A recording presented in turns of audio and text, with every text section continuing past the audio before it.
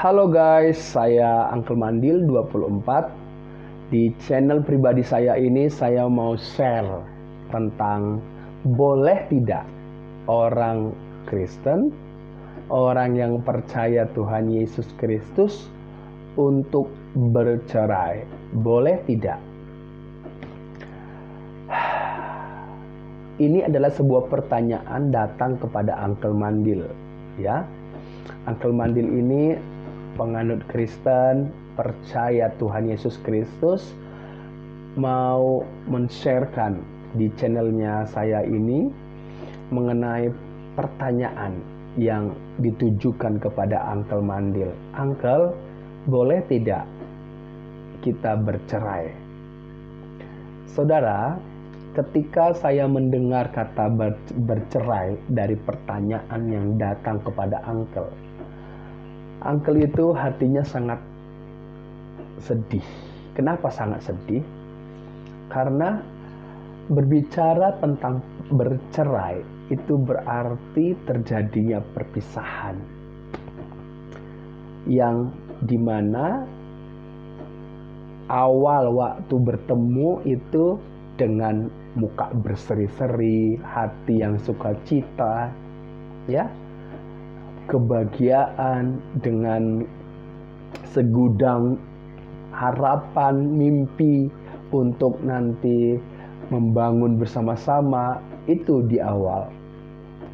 Dalam pernikahan Kristen ada janji pernikahan, ya, di mana di dalam janji pernikahan Kristen itu setia sampai maut yang memisahkan. Setia baik itu suka maupun duka sampai maut yang memisahkan.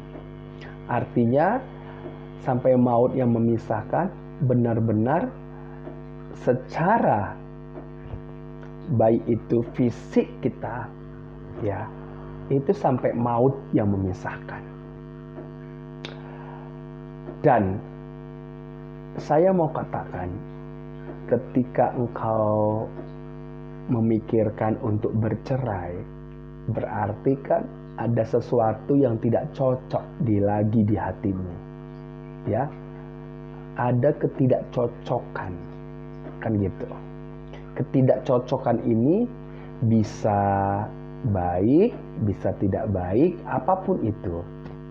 Yang namanya ketidakcocokan itu mengakibatkan luka sehingga terjadi perpisahan.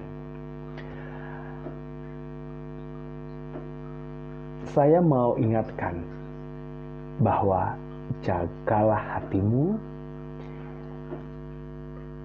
isi hatimu dengan firman Tuhan. Biarkan firman Tuhan mengambil tempat di hatimu. Kita yang harus tunduk kepada firman Tuhan, bukan firman Tuhan yang harus tunduk kepada kita, tapi kitalah yang harus tunduk kepada firman Tuhan. Tidak enak bila tidak ada ketidakcocokan dalam rumah tangga atau pernikahan. Tetapi sebelum engkau menikah,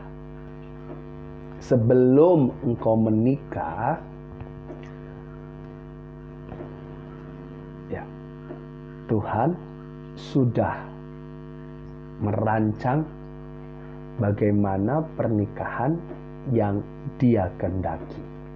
Di dalam Kejadian pasal yang kedua, ayat yang ke 19, 20, 21, 22, ya, di situ Tuhan mengambil satu tulang rusuk, bukan dua tulang rusuk, satu, dan dibangunnya seorang perempuan dan dibawanya kepada manusia itu. Dan Tuhan tidak membuat di situ tentang perceraian, tidak ada. Sangat-sangat menyedihkan ketika saudara melanggar firman Tuhan, melakukan perceraian. Karena itu bukan rancangan Tuhan sejak awal. Saya mau katakan, boleh tidak untuk bercerai seperti apapun kondisi di dalam rumah tangga? Jawabannya adalah tidak dibenarkan oleh firman Tuhan. Kita buka dalam Matius pasal yang ke-19 ayat yang ke-8 sampai yang ke-9. Saya akan bacakan. Kata Yesus kepada mereka, "Karena ketegaran hatimu, Musa mengizinkan kamu menceraikan istrimu. Tetapi sejak semula tidaklah demikian." Kapan itu sejak semulanya? Pada waktu Tuhan mengambil satu tulang rusuk. Ya, itu sejak semula. Untuk dibangunnya seorang perempuan dan dibawanya kepada manusia itu. Itu sejak semula. Rancangan awal Allah sejak semula yaitu mengenai pernikahan. Ya, ini Yesus yang mengatakannya.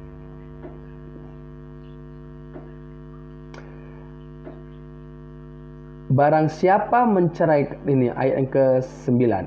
Tetapi aku berkata kepadamu, barang siapa menceraikan istrinya kecuali karena zina, lalu kawin dengan perempuan lain, ia berbuat zina. Artinya apa?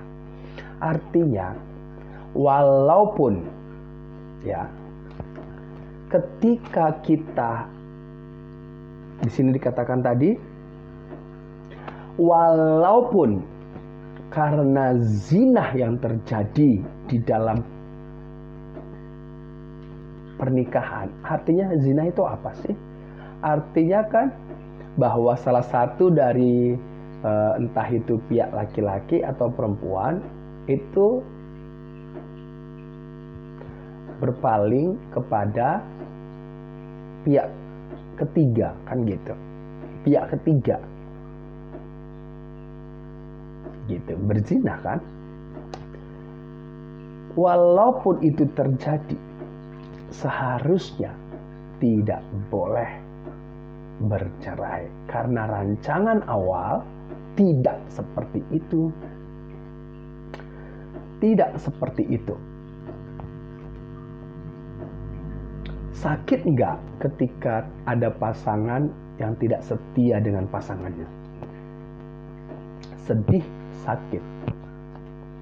Tetapi sekali lagi, kalau engkau mengizinkan firman Allah masuk ke dalam hidupmu, dalam hatimu, firman itu yang membuat engkau bisa bersuka cita, mampu melewati setiap persoalan, pergumulan, badai hidup dalam rumah tangga. Tetapi ketika engkau melakukan tindakan bercerai seperti yang dikatakan oleh Yesus, di mana orang-orang Israel itu karena ketegaran hatinya sehingga Musa dikatakan tadi mengeluarkan surat cerai. Padahal sejak awal kata Yesus tidak seperti itu. Terus kalau engkau bercerai, itu berarti membuat apa yang kau ceraikan itu berzina, karena dia menikah lagi dengan orang lain. Dan tidak boleh menikah dengan perempuan atau laki-laki yang masih terikat dengan sebuah pernikahan. Tidak boleh lagi menikah, baik yang bersangkutan maupun orang lain yang menikahinya, tidak boleh. Di dalam Matius pasal yang kelima, dalam Matius pasal yang kelima ayat yang ke-31,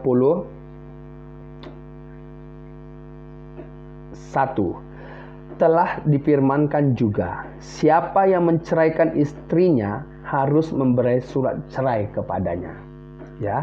Ini yang telah difirmankan. Telah difirmankan juga, siapa, artinya ada yang tertulis, siapa yang menceraikan istrinya harus memberi surat cerai kepadanya. Tetapi aku ini adalah Yesus, berkata kepadamu, setiap orang yang menceraikan istrinya kecuali karena zina, ia menjadikan istrinya berzina. Dan siapa yang kawin dengan perempuan yang diceraikan, ia berbuat zina. Artinya, kalau saudara menceraikan istrimu atau istri menceraikan suaminya, itu membuat dua-duanya hidup di dalam zina. Ya, kenapa saya bilang hidup di dalam zina?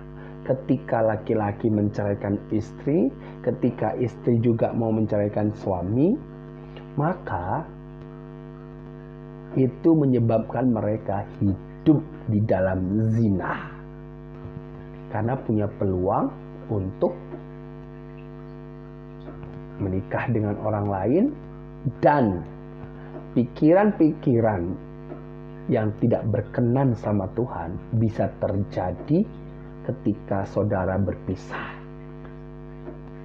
Jadi berfantasi kehidupan suami istri setelah bercerai itu membuat saudara berzina. Karena firman Tuhan bagaimana? Apa yang dikatakan oleh Yesus? Barang siapa yang menginginkan seseorang dalam hatinya, dia sudah berbuat zina. Ya, memikirkan aja sudah berbuat zina. Apalagi melakukan, ya sama berbuat zina. Saudara, makanya itu sebelum kau menikah, tanya Tuhan. Berdoalah, Tuhan memberikan petunjuk, dan petunjuk itu kita harus tunduk kepada firman Allah. Firman Allah. Sekali lagi, takutlah kepada firman Tuhan, hormatlah kepada firman Tuhan, ketimbang engkau tunduk kepada perasaanmu, kepada tuntutan keluarga atau lingkungan, umur dan lain sebagainya. Nanti berakibat fatal. Ya. Jadi tidak boleh bercerai seperti apapun kondisi di dalam perjalanan hidup rumah tanggamu. Tidak boleh bercerai.